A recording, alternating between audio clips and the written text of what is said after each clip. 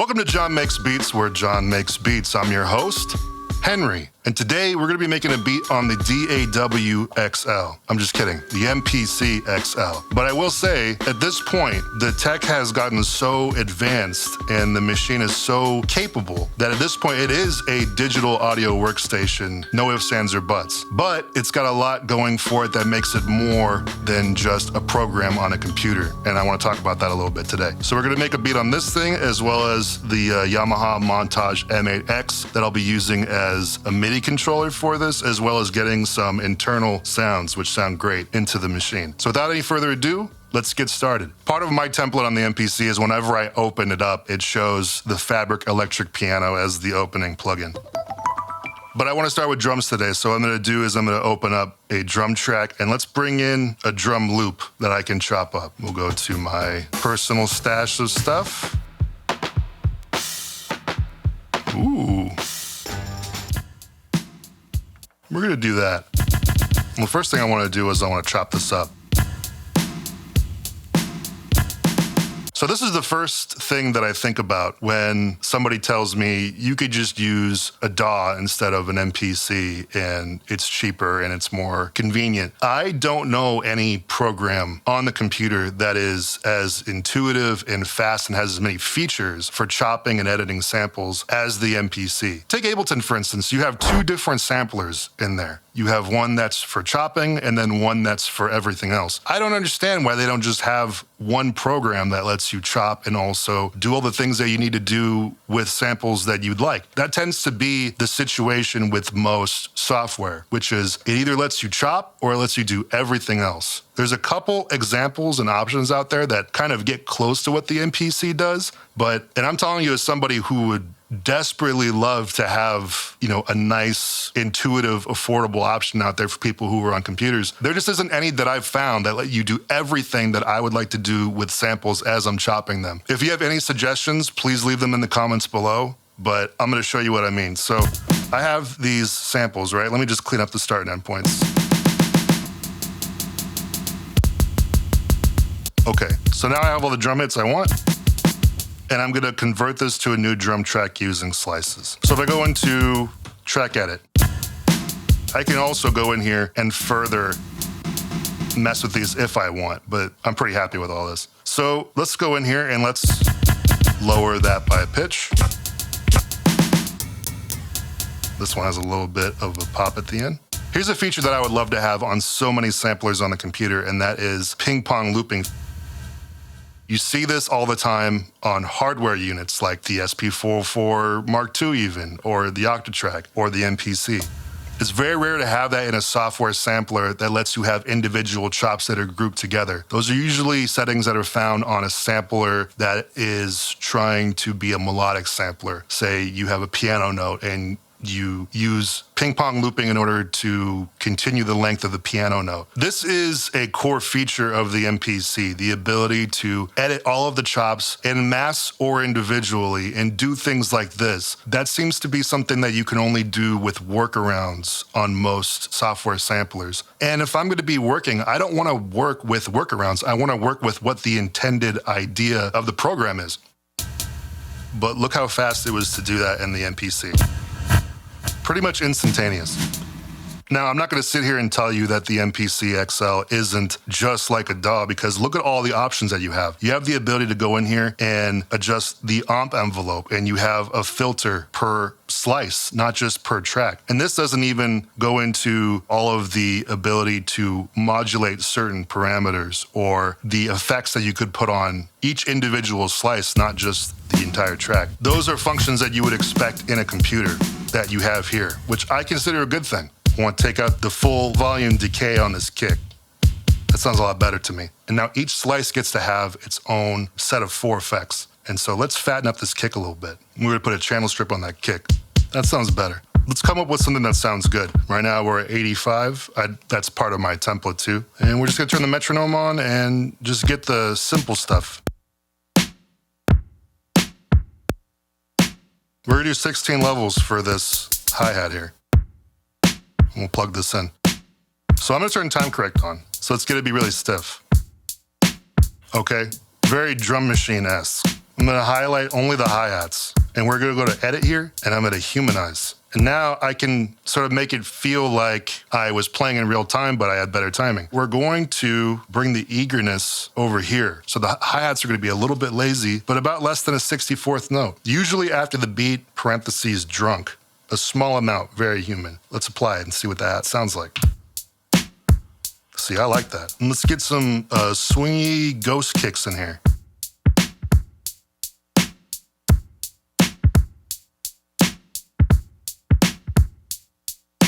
Pretty sweet drum pattern right there. We got some drums.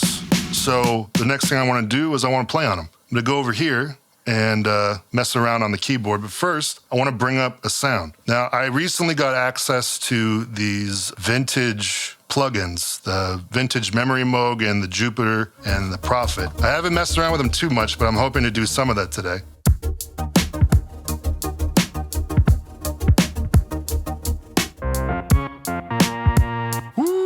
What is that?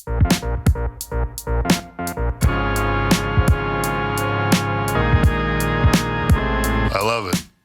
See, this is what keeps me coming back to these plugins that they put out, is that they got some great presets, man. Woo. I think there's something here. I'm just gonna let this run and see if I can find some. Well, I like this progression.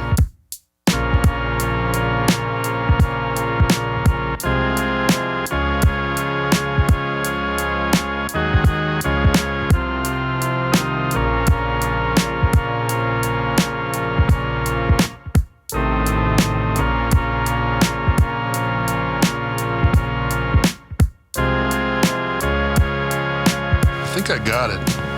Just gotta loop it. Now let's add a bass line.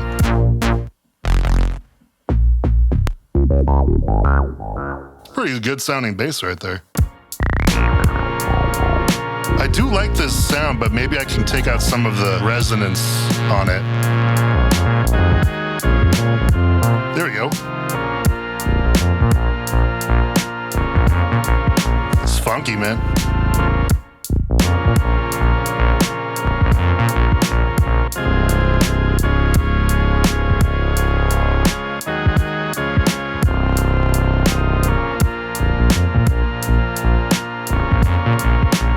I just recorded 39 bars of bass. All I gotta do is find the stuff I do like and loop it. I mean, if that's not a DAW workflow, I don't know what is. I like that so far. We have chords, we have bass, we have drums. Now let's get something else in here. For this, we're actually gonna go to the audio of the Montage M8X for a piano, maybe.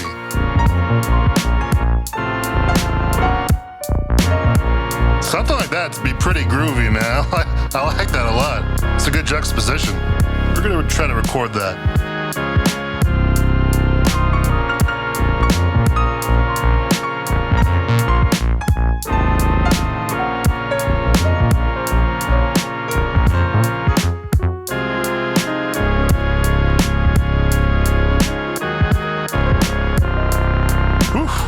We're gonna put a couple effects on this piano just to let it sit in the pocket a little bit better. I think we'll be able to get most of that done with just the channel strip. I love the channel strip. It's my most used plugin on the MPC XL. It's got everything you need. Let's try something else from the Montage as well.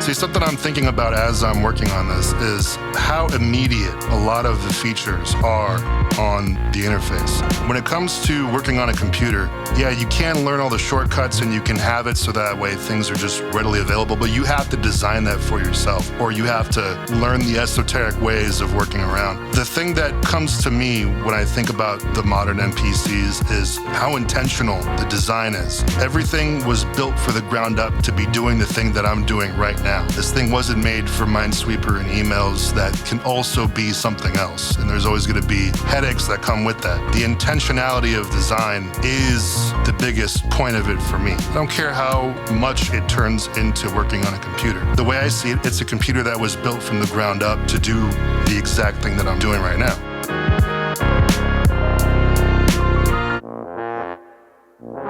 Ah. Oh, man.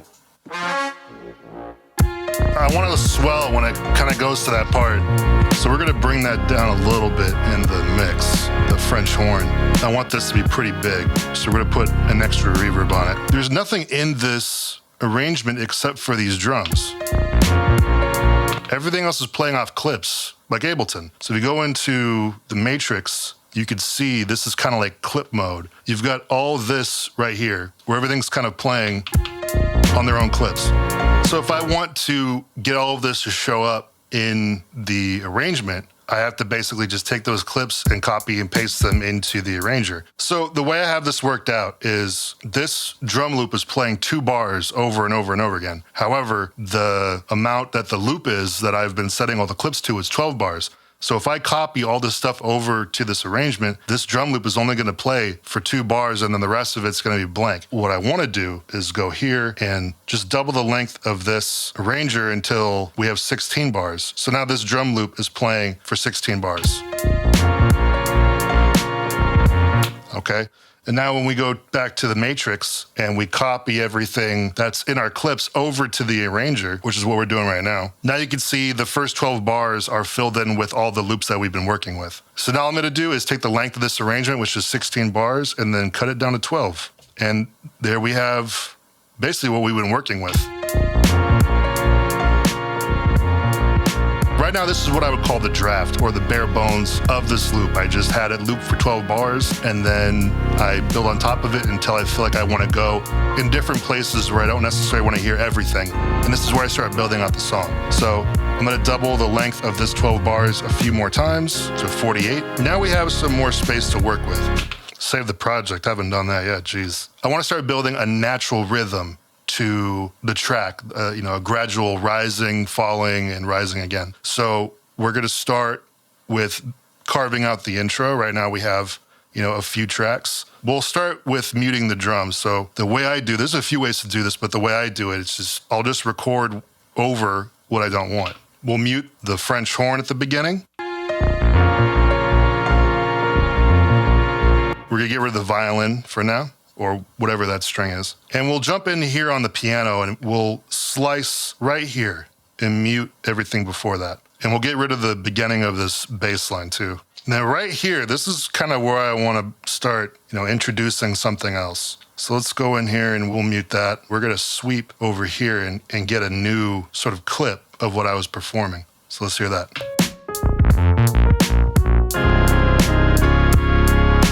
While that's happening, we're also going to fade it out. And then here, I want to filter out the chords. This is 60%.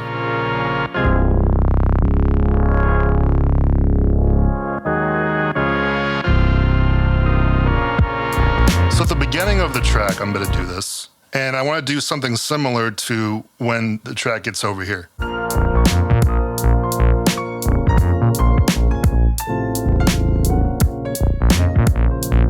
Leave space open for something else. And I think I saved something here. So instead of recording to a clip, what we're gonna do is record straight to the arrangement.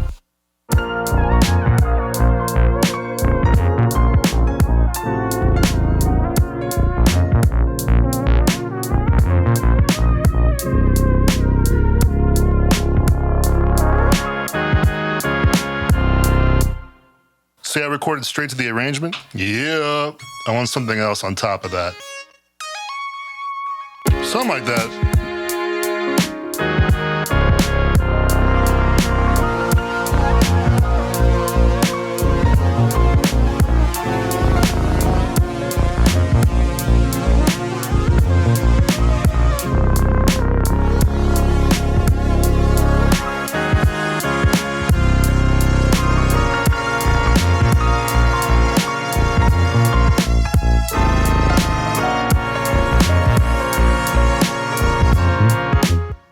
That's sick, but we gotta turn that down a little bit. I think right here, we need something that takes us down the mountain, because that breakdown doesn't feel earned, like leaning into it. We're gonna create a new audio track and see if we can't find something that makes it feel worth it. Something like that, like.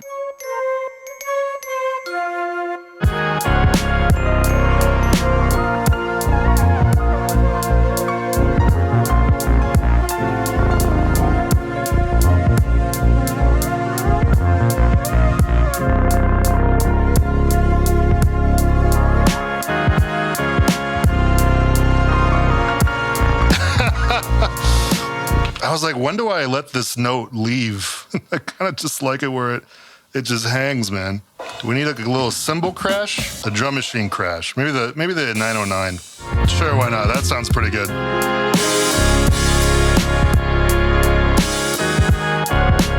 It's just enough.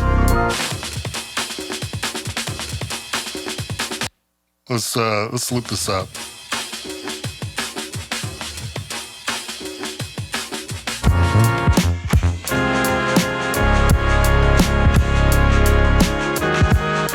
This is for the breakdown.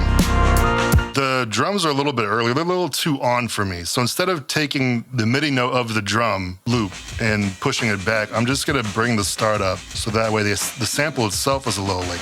And we'll put some effects on this, maybe a filter, so that way, you know, it doesn't poke through so much in the mix. I just want some of that textural rhythm, maybe some Air Flavor Pro. That might work. What I like to do sometimes, just to save time, is if the sample is monophonic, right? It just repeats itself and cuts off the last rendition. I'll use that to my advantage. I'll insert a zero velocity version of it where I want the sample to stop. Like that. Let's take this to tape. But yeah, I mean, you know, as far as whether or not the MPC is a DAW, I mean, it's digital. All samplers are digital. And it's an audio workstation. I don't even know what the argument is here. And it works a lot like a DAW. You have all of your self-contained like plugins, effects, instruments and stuff. You have the ability to record stuff in through its ADDA. You have an arranger mode, like a linear arranger mode. You have the ability to work in like a clips sort of mode, like Ableton. But the way that it's laid out, the way that it was designed, it is built for this purpose. And so once you get used to it, you kind of just zip around. For me, I work so much faster on here. I get so many good ideas quicker on this machine than if I were to work on the computer. Because the interface of a computer, you know, the mouse and the keyboard or whatever controllers you set up, it always just never worked the way I wanted it to. With a machine like this, I already know that the controller and the interface and the operating system, all of it is designed to work together, so I don't have to think about it. Is it worth it for you? I don't know. I don't know you. But for me, this is like my favorite way to work. I love it. And then step it down for when it comes back in.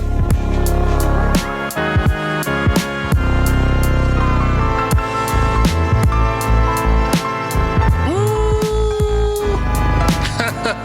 That's pretty sick. All right, well, thanks for hanging out with me. I appreciate it. If you want to hear this beat as well as all the other beats I make on the channel, go ahead and join the Patreon, where you can get access to all this music as well as all the live streams where I film all these episodes and exclusive member videos, which you can also get by being a YouTube channel member. Other than that, thank you so much, and I'll see you next time. Peace.